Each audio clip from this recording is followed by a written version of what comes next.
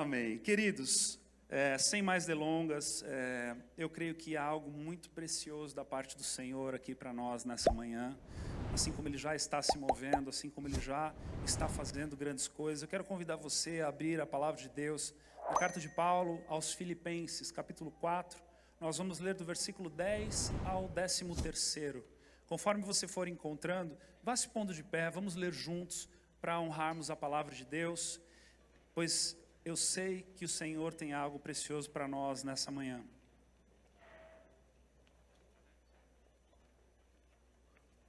E caso você saia daqui nessa manhã com um desejo de fazer um piquenique hoje à tarde, não é por sugestão da minha camisa.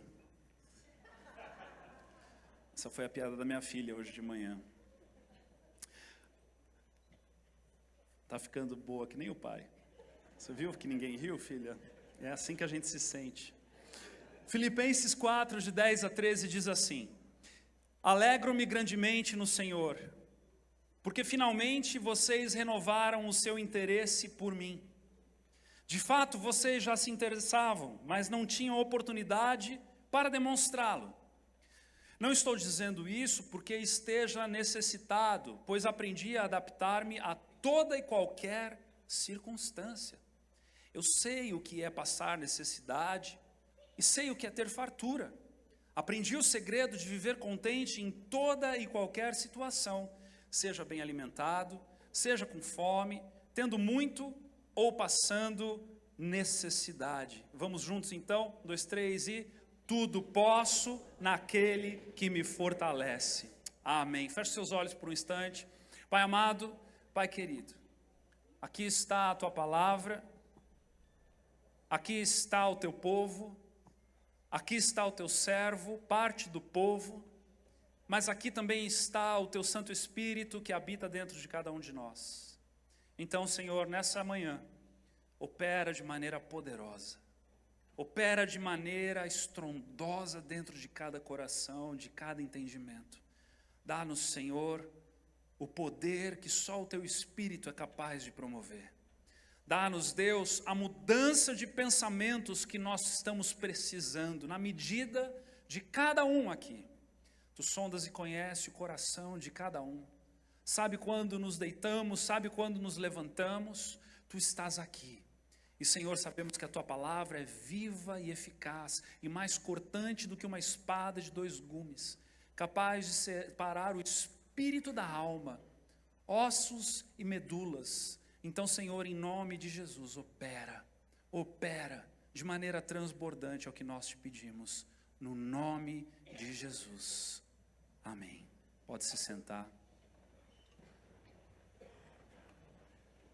Para muita gente, o Natal é um momento delicioso, é um momento de festividade, é um momento de reatar, de trazer a família para perto, é um momento de mesa farta, é um momento de panetone, é um momento de árvore de Natal, é um momento de troca de presentes. Para muita gente, o Natal é um momento de férias prolongada. Para muita gente, o Natal é um momento de se alegrar, de se regozijar, de ter e construir novas e lindas lembranças, memórias. Mas não podemos nos esquecer que para muita gente também o Natal é um momento de tristeza, é um momento de se lembrar das perdas do ano, daquele ente querido que morreu, daquela cadeira vazia que não está mais ocupada, de se lembrar daqueles planos e alvos e metas que no começo do ano estavam lá e muitos acabaram não dando certo. De se lembrar que você começou o ano prometendo para si mesmo que você iria emagrecer, iria fazer um exercício e não fez. De se lembrar de que você estava todo empolgado com uma promoção e agora você está desempregado. O Natal, ele também tem esse lado. Inclusive eu ouvi esses dias e fiquei chocado que, segundo estatísticas, eu estava lendo a entrevista de um psicólogo, ele disse que 30% da população se entristece no Natal. E eu creio que esse texto tem algo para ministrar o nosso coração nessa manhã. Eu creio que esse texto é uma vitamina celestial para nós nessa manhã. Independentemente se nesse Natal você esteja triste ou empolgado, há algo da parte do Senhor para nós. Paulo está aqui nesse trecho, finalizando a sua carta aos Filipenses, lembrando que ele estava no pretório, em Roma, preso, de que ele estava com mais de 60 anos, já havia feito as suas 3 viagens missionárias, já estava preso, já estava nos seus últimos dias, é uma das últimas cartas das quais ele escreve, e neste momento ele vai fazer agradecimentos pelas ofertas das quais os filipenses haviam, se lembrando dele, enviado para ele há pouco tempo atrás. Então ele vai falar a respeito dessa alegria que ele tem no Senhor, porque finalmente aqueles irmãos renovaram o seu interesse por ele. Ele diz, de fato, vocês já se interessavam, mas não tinham oportunidades para demonstrá-lo. Sabe, a palavra é muito preciosa para nós, porque quando estes homens de Deus falam e escrevem, eles têm a oportunidade de demonstrarem a humanidade deles, de demonstrarem a fragilidade deles, de demonstrarem que nem tudo é maravilhoso, nem tudo é um mar de rosas, nem tudo é perfeito, mas ele estava ali numa situação delicada, e ele toma um tempo para agradecer aqueles irmãos que haviam se lembrado dele e haviam dado a ele um afago, porque o recurso tem como sinal neste contexto, nesta história, neste ambiente que Paulo está escrevendo, um sinal de demonstração de interesse, de carinho, de amor, de olhar para a circunstância e saber que ele está sendo lembrado, ajudado, acolhido, de alguma maneira, o seu coração sendo afagado num momento de maior dor e sofrimento da vida daquele apóstolo. Paulo não era de ferro. Ele reconhece que a ajuda dos irmãos é especial. E nessa manhã a palavra quer nos lembrar, e eu quero afirmar ao teu coração, que nós estamos buscando viver uma comunidade que se importa, uma comunidade que percebe as dores alheias, uma comunidade que da mesma medida em que recebe um amor incondicional, se exercita neste amor para que todos ao redor possam também receber. Você não está sozinho. Você não é só mais um número, você não é só mais uma pessoa estranha que está se chegando no nosso meio, você está se chegando num lugar de pessoas que se importam, de pessoas que se inclinam para ouvir as tuas demandas, a tua realidade, a tua necessidade, as tuas dores. Todos nós aqui temos dores, todos nós aqui passamos por situações adversas.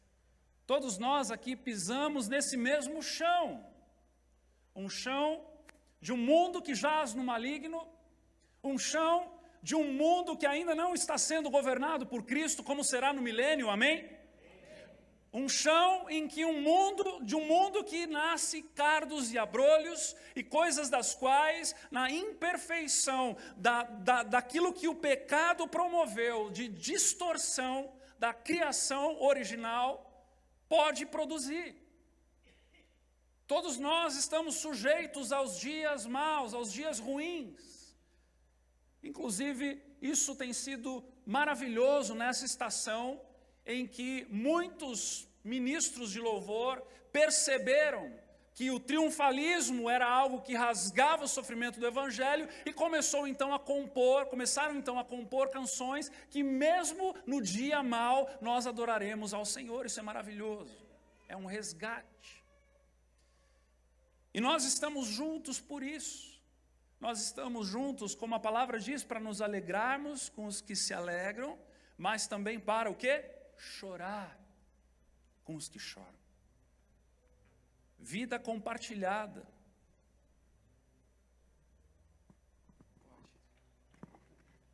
Rapidinho. Só para vocês saberem que amanhã faz 4 anos, eu não sei se vocês como igreja sabem, mas a gente está indo para o hospital entregar para todos os funcionários do hospital dessa cidade um kit de chocolate com uma cartinha da igreja dizendo o quanto eles são importantes e o quanto nós somos gratos pelo servir dele nessa cidade. Eu acho que a gente nunca compartilhou isso com todos vocês, mas graças a essa comunidade, faz 4 anos que a gente tem, de alguma forma, demonstrado a nossa gratidão aos funcionários do hospital nessa cidade. Pode aplaudir o Senhor. Porque um dia alguém se importou com a gente. Um dia alguém olhou para nós, além de si mesmo, e encontrou espaço no coração para nos acolher, para nos receber, para perceber as nossas dores, para perceber as nossas necessidades. Algum dia, alguém parou no caminho e encontrou você como um semi-morto e colocou no seu camelo, te ungiu as tuas chagas com óleo, deu a você um acolhimento, um lugar. E algum dia, o Senhor se moveu de maneira poderosa, através de pessoas. E assim como Paulo estava feliz, porque ele sabia que pessoas se importavam com ele.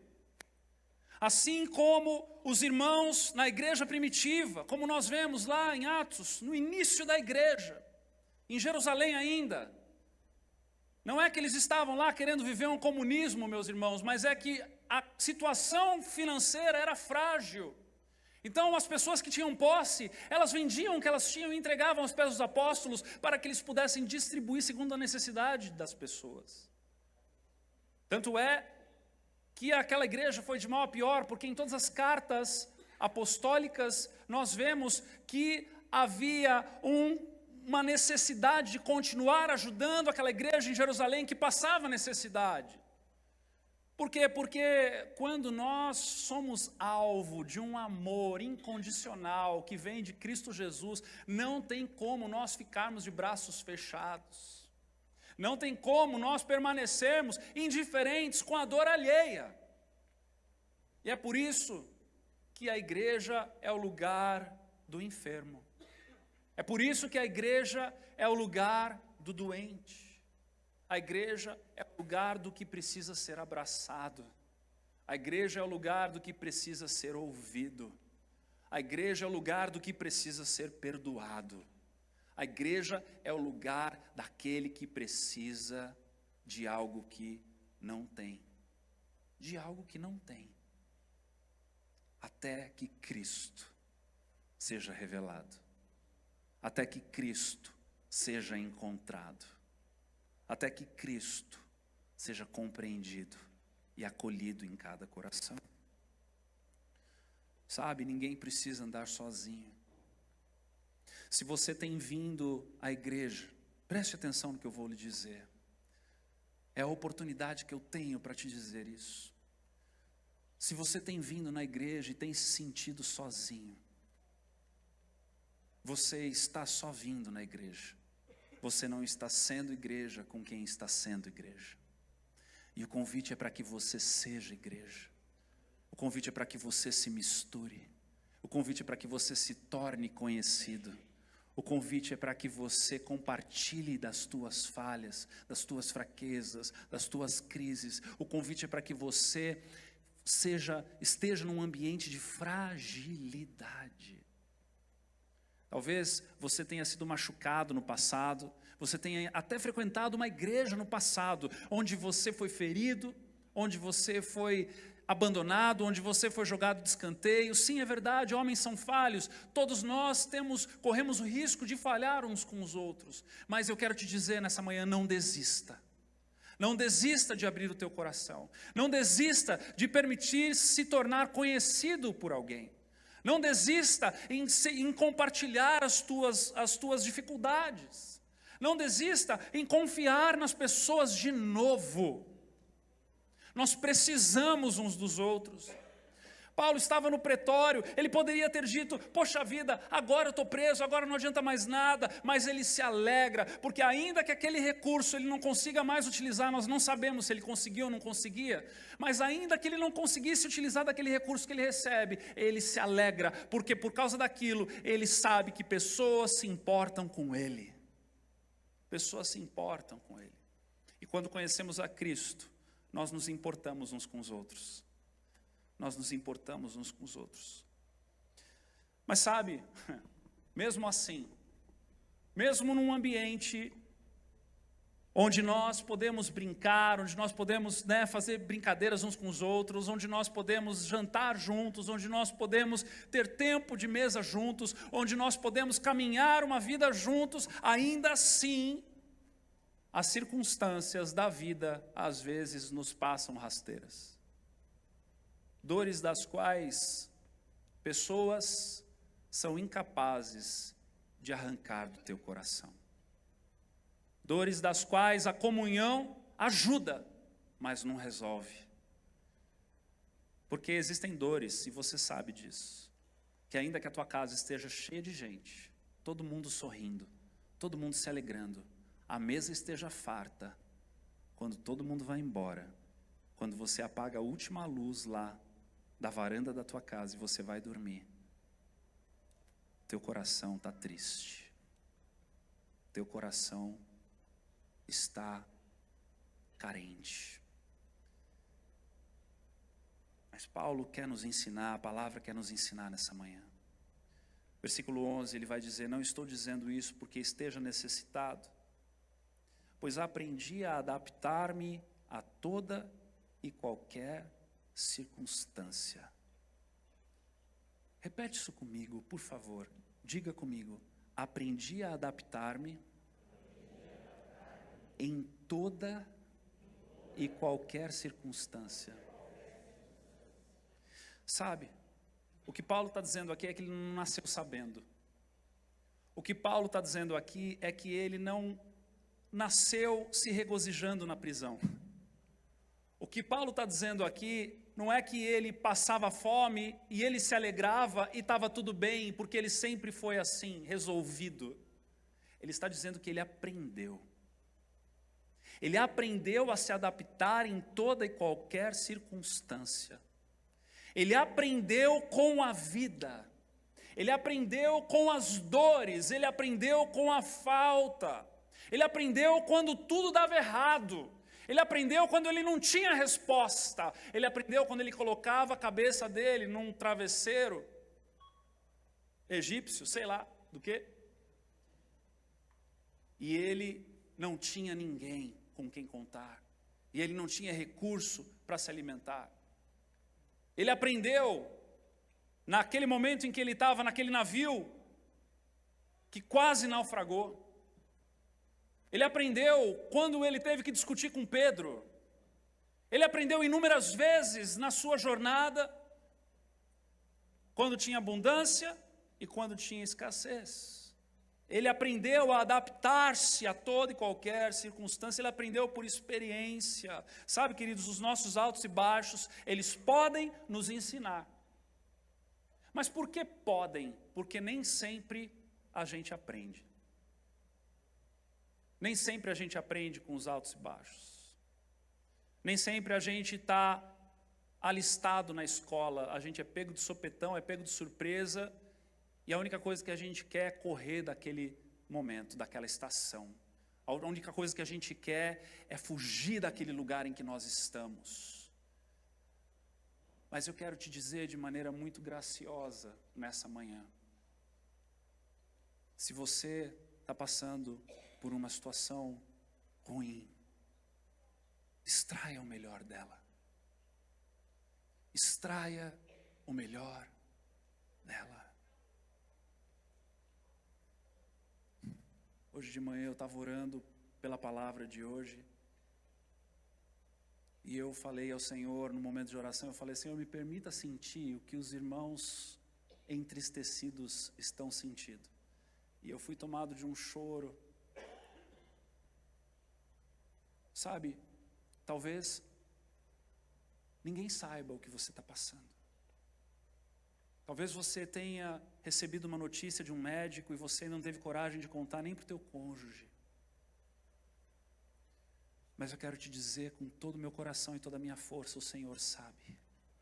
E Ele se importa. E Ele se inclina pela tua necessidade. Ele se inclina por aquilo que aflige o teu coração. Ele se importa.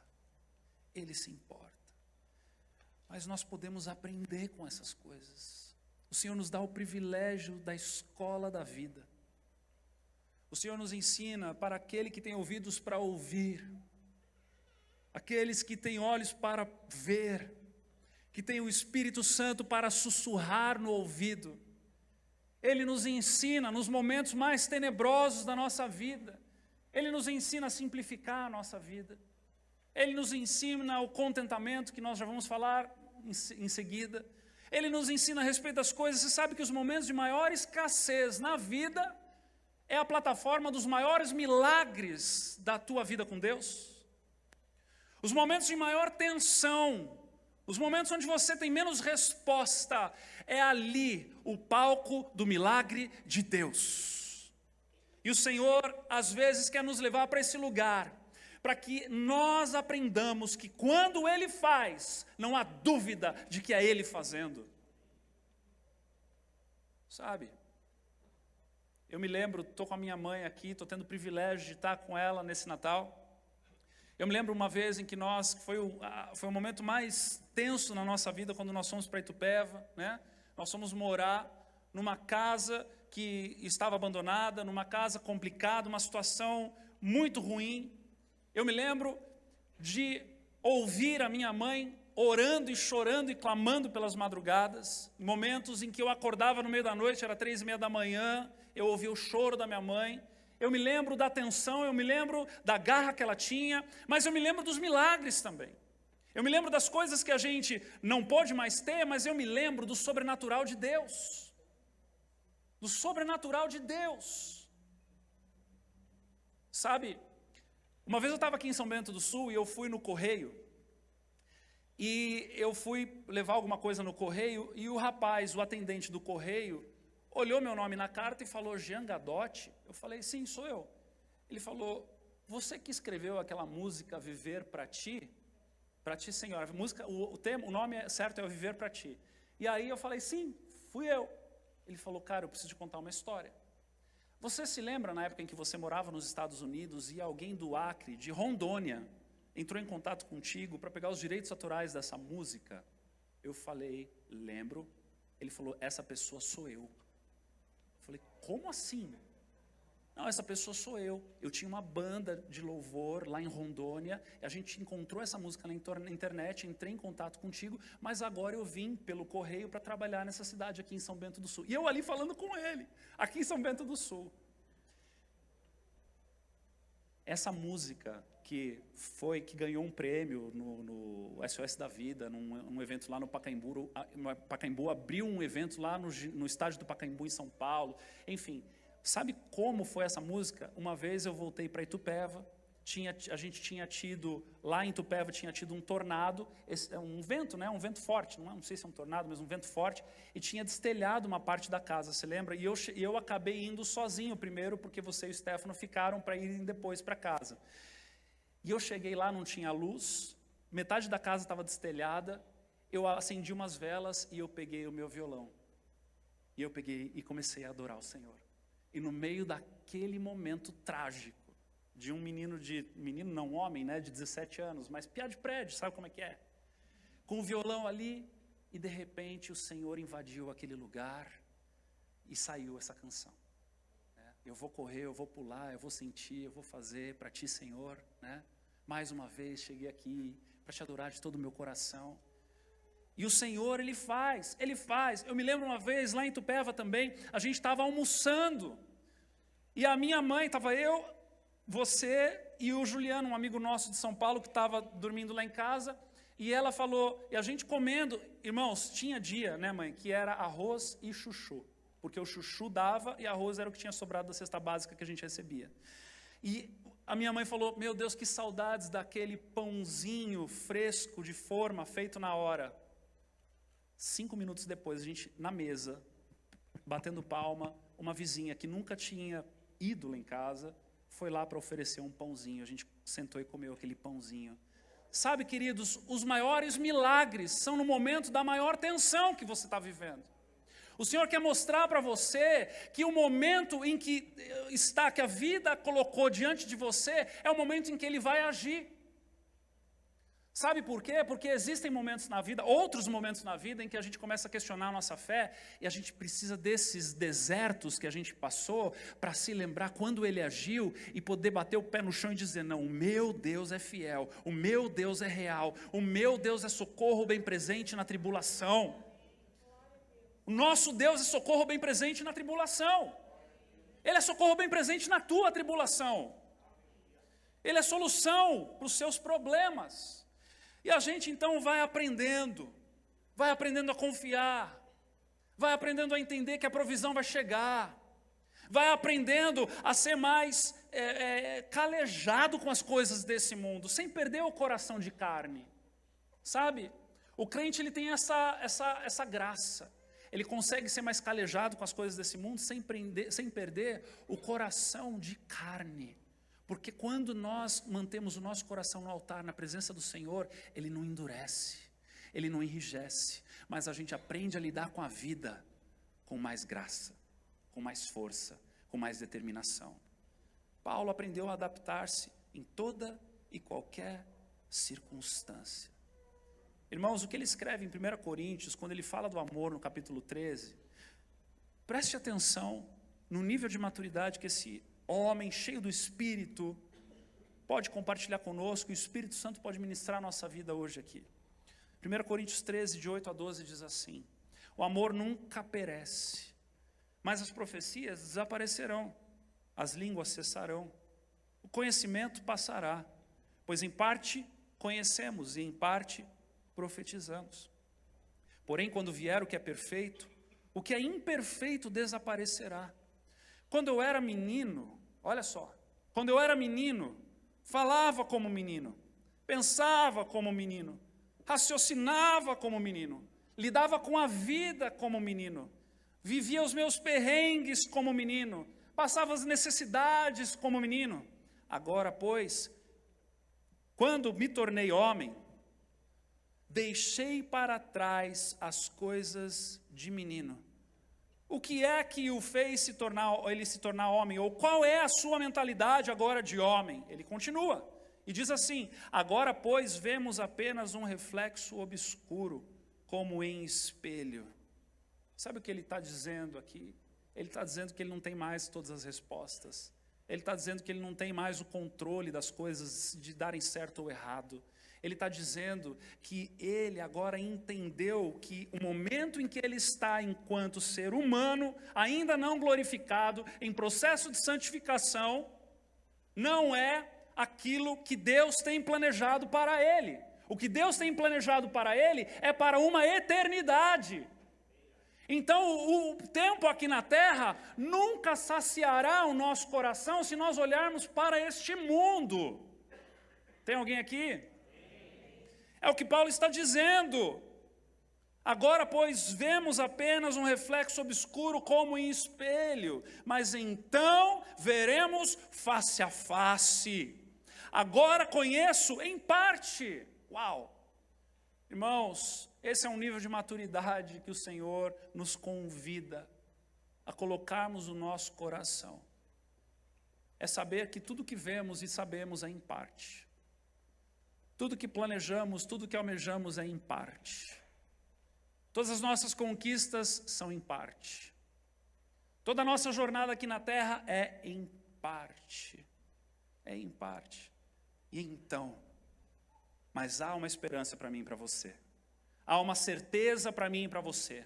Há um lugar glorioso nos esperando. Conhecerei plenamente, então conhecerei plenamente, da mesma forma com que sou plenamente conhecido. Irmãos, o Senhor tem algo extraordinário para mim e para você. E esse extraordinário para mim e para você está nos aguardando na eternidade. Está nos aguardando no porvir. Está nos aguardando no momento em que governaremos com Cristo no milênio. Está nos aguardando na Nova Jerusalém, em que passaremos a eternidade com Ele. Está nos aguardando numa outra dimensão. Num novo céu e numa nova terra. E quando olhamos para esse lugar e aprendemos a nos saciar neste lugar e naquele que nos conduz para este lugar, vamos tendo mais facilidade, mais maleabilidade para aprendermos a nos adaptar em toda e qualquer circunstância. É por isso que ele vai dizer: sei o que é passar necessidade, sei o que é ter fartura. Aprendi o segredo de viver contente em toda e qualquer situação, seja bem alimentado, seja com fome, tendo muito ou passando necessidade. A questão é que Paulo está aqui vivendo em contentamento. E a questão é que enquanto nós estamos num processo de amadurecimento, nós temos a tendência de dar condição para o nosso contentamento. Nós imaginamos dentro de nós um cenário onde nós dizemos para nós mesmos: até aqui eu vou aguentar. E dizemos: este é o limite do meu contentamento. Mas o problema é que Paulo está dizendo que ele aprendeu a viver contente em toda e qualquer situação. O Senhor nos ensina a nos permitirmos, nos deixarmos estar nesse lugar de fragilidade, nesse lugar de conhecermos as nossas limitações, para que nós possamos então encontrar nele o nosso contentamento. O nosso contentamento é em Cristo. O nosso contentamento está no Senhor. O nosso contentamento deve estar na eternidade, para que tudo aquilo que nós precisarmos passar aqui na terra, nós possamos dizer: ainda não é o fim. Ainda não acabou. Não é aqui o meu destino. Não é aqui o meu lugar. Essa dor que você está sentindo não é o teu destino. Essa estação que você está passando não é o teu lugar final, não é o teu ponto final, não é a tua estação final, não é o lugar onde você vai estagnar e ficar ali para sempre. Porque há um novo céu e uma nova terra sendo preparadas para mim e para você. Há um lugar de eternidade para nós, há um lugar de vida, há um lugar de esperança. E o Senhor quer nos convidar a olharmos para este lugar, para que a estação em que nós estivermos passando por aqui seja breve e seja vivida de maneira leve, ainda que seja pesada. Ainda que seja pesada. Ainda que tenhamos que exercitar a nossa compaixão uns pelos outros. Ainda que tenhamos que chorar com os que choram. Ainda que tenhamos que carregar uns aos outros no braço, se necessário. Porque esse é o propósito de estarmos juntos. É nos amarmos de tal maneira, como Deus amou de tal maneira. É nos entregarmos de tal maneira, como o Senhor se entregou de tal maneira. Para que a glória dele seja manifesta. Para que nós possamos escrever em tábuas de carne, no coração uns dos outros, para que nós possamos viver na intensidade da necessidade alheia, para que nós aprendamos a deixar para trás a nós mesmos e aprendermos. Eu estou aprendendo mais e mais A quê? A estarmos satisfeitos nele. Satisfeitos nele. Só o Senhor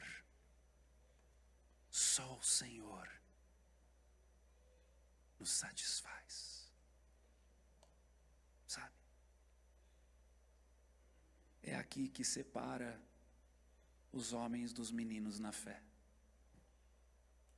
É aqui que separa as mulheres das meninas na fé. É mesmo em meio à dor, encontrar satisfação no Senhor. Satisfação no Senhor. Satisfação no Senhor. O Wiersbe, um comentarista, pastor, escreveu algo muito precioso para definir o que é contentamento.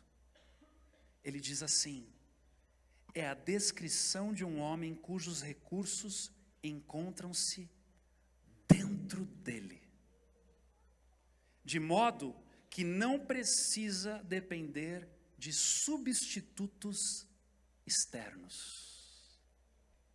Isso é contentamento. É saber que Cristo em nós é suficiente. É saber que Cristo em nós, ainda que eu ande pelo vale da sombra da morte, não temerei mal nenhum, porque tu estás comigo. Ele está contigo. Ele está comigo, Ele está conosco.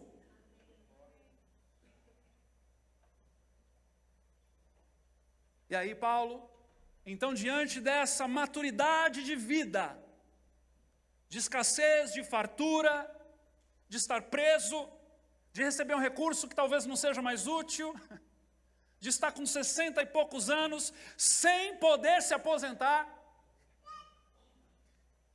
ele olha para tudo isso e ele diz: tudo posso naquele que me fortalece. Tudo posso naquele que me fortalece. Posso tudo, todas as coisas, naquele que me fortalece. Então, meus irmãos, nessa manhã, nós precisamos nos lembrar de uma única coisa: quem nos fortalece é Jesus. Quem nos faz caminhar em alegria constante e plena pela fé é Jesus. Quem nos conduz pelo vale da sombra da morte é Jesus. Quem nos conduz no Natal em que nos entristecemos porque as coisas não deram certo é Jesus. Jesus é o caminho, a verdade e a vida. Jesus é a resposta. Jesus é o contentamento. Jesus é a recompensa. Quando você olha para a eternidade, você fala de galardão e a gente canta de galardão. Qual é o galardão que você acha que você vai receber, meu irmão, minha irmã? Se não, Jesus. Jesus é o nosso galardão. Jesus é o nosso tesouro. Jesus é o nosso socorro bem presente na tribulação. Jesus é a resposta. É Jesus. Não há mais nada. Não há mais ninguém. Não há condição nenhuma. Não há saúde, enfermidade, não há dinheiro, não há nada que possa roubar Jesus de você. Então, que você nessa manhã seja lembrado daquilo que te fortalece, daquilo que te traz força, daquilo que te enche de vigor, daquilo que te dá vida, daquilo que te arranca da cama de manhã. É Jesus. É Jesus. Eu quero convidar o pessoal do louvor para subir enquanto a gente vai acabando, vai encerrando. Tem um trecho que eu quero ler com você, que é maravilhoso, porque é o retrato de Cristo na nossa vida. Quando Jesus escreve no Evangelho de João, quando Jesus fala, quem escreve foi João, João 10, 3 e 4, Jesus se revelando aos seus discípulos. Preste atenção nisso. Jesus se revelando aos seus discípulos, ele diz: o porteiro abre-lhe a porta, e as ovelhas ouvem a sua voz. Ele chama as suas ovelhas pelo nome e as leva para fora. para fora do aprisco pela manhã, para fora do lugar onde os lobos não entraram ao longo da noite. Um lugar de cuidado, um lugar de proteção, um lugar de carinho, um lugar de atenção. E este porteiro, então, depois de conduzir para fora todas as suas ovelhas, ele faz o seguinte, ele vai adiante delas, ele passa no meio delas, as reconhecendo. Vai adiante delas, e estas o seguem, porque conhecem a sua voz. Sabe quem é esse? Esse é Jesus. É Jesus. É Jesus que te tira de um lugar de proteção para te proteger no caminho. E que depois te leva de volta para o lugar de proteção. E fica como porteiro, para que depois no dia seguinte ele te tire desse lugar de proteção. E você então seja protegido no caminho de novo. Entende? Ele jamais se aparta das suas ovelhas que reconhecem a sua voz. Ele jamais se aparta, ele jamais se aparta. Talvez você esteja experimentando um momento de silêncio, um momento de entristecimento, um momento de dor, um momento de recalcular 2024 e dizer, pastor, foi um ano terrível. Foi um ano em que as coisas não deram certo. Quando eu achei que eu ia decolar, pastor, quebraram as 2 asas. Quando eu achei que as coisas iam dar certo, pastor, que eu ia ganhar dinheiro, eu tive que gastar e pegar empréstimo. Quando eu achei que eu ia conseguir ali a minha promoção, pastor, eu perdi o emprego. Quando eu achei, pastor, que eu ia colher, eu precisei voltar e plantar de novo, pastor. Sabe, Jesus é o porteiro do aprisco. Ele te tira desse lugar, mas ele te conduz no caminho também. Ele está aplanando o caminho para você. Ele é contigo, ele é por ti. Ele vai adiante, ele é a retaguarda, ele está ao teu lado, ele te carrega. Ele te conduz. Ele é o bom pastor. Ele é o bom pastor que tira o pecado do mundo. Ele é o bom pastor que te apacenta. Ele não rouba a tua lã, não. Ele não abusa de você. Você pode ser aquela centésima, mas se você ainda reconhece a voz dele, você está longe, ele vai atrás de você. Ele te ama. Mas pastor, como é que eu sei que ele me ama? Ele morreu por você. Mas pastor, eu não consigo percebê-lo. Olha em volta. Veja quantas pessoas estão ao teu redor. Veja o interesse de Deus em te envolver. Perceba. Tire o melhor de cada estação.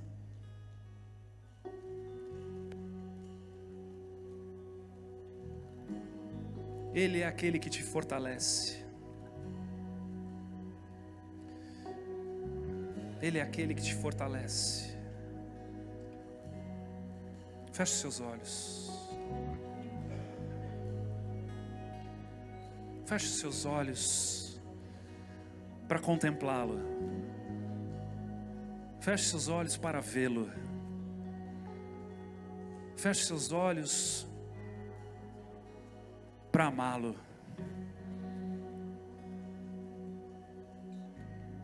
Um dia Jesus disse, é necessário que eu vá para que eu vos envie o auxiliador. Jesus morreu, ressuscitou ao 3º dia, ficou diante dos seus discípulos por dias. Num determinado momento ele foi assunto aos céus, e ele se assentou à destra de Deus Pai. E quando ele se assentou à destra de Deus Pai, seus discípulos se reuniram num lugar fechado e oravam incessantemente, quando de repente desceu do céu o Espírito Santo, como que línguas de fogo sobre estes. E o batismo no Espírito Santo, o poder do Espírito Santo os invadiu de tal maneira que outros começaram a chegar e foram cheios do Espírito. Outros começaram a chegar e foram cheios do Espírito. Eles começaram a falar em outros idiomas, começaram a falar em línguas, começaram a manifestar os dons. E ali o Senhor os empoderou, porque Ele sabia que quando temos aquilo que nos fortalece, tudo podemos. Porque Ele sabia que era necessário que fôssemos cheios do Espírito Santo para vivermos uma vida segundo a sua vocação para nós. Porque Ele sabia que no mundo teríamos aflições, mas este bom ânimo que Ele nos convida a ter seria dádiva do Espírito Santo. Então que nessa manhã, nesse momento, você possa se abrir para que aquele que te fortalece, na pessoa do Espírito Santo, possa invadir o teu coração, a tua mente, nesse momento. Se permita, diga ao Espírito Santo nesse momento: enche-me de força, fortalece-me, dá-me vigor, dá-me vigor, dá-me vigor, dá-me vigor.